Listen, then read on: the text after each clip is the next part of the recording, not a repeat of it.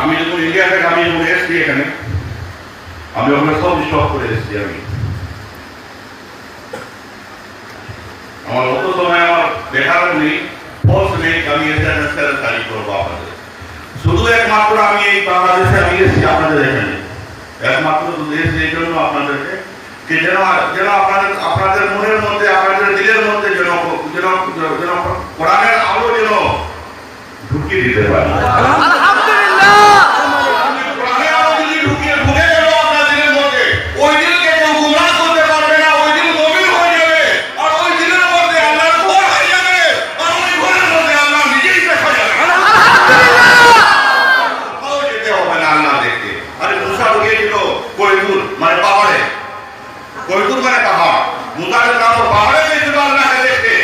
আপনাকে পাহাড়ে যেতে লাগবে না, কেন মুসার জামানা নেই যে আপনি পাহাড়ে যাবেন।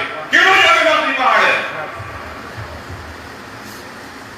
ये जमाना जो है मोहम्मद रसूलुल्लाह का है, अल्हम्दुलिल्लाह। ये जमाना में पहाड़ नहीं जाना है, बल्कि किसी कामिल के हुजरा शरीफ में पहुंच करके अपने दिल को जो है रोशन कर लेना है। बेशक उसको अल्लाह नजर में आ जाने वाला है। कोई दूर चला जाए, मुसा के लोग कोई दूर गए, मुसा जमाना नहीं कि अपनी कोई दूर जाए।